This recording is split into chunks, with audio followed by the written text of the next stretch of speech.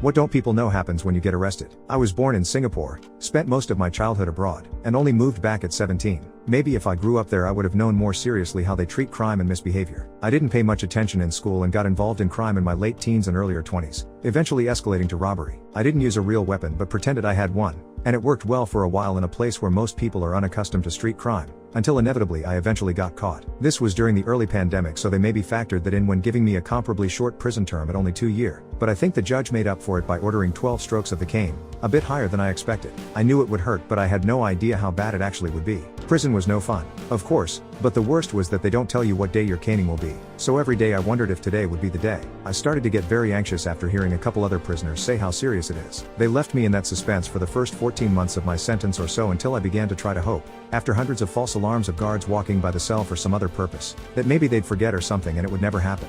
But nope. Finally I was told that today's the day. I had to submit for a medical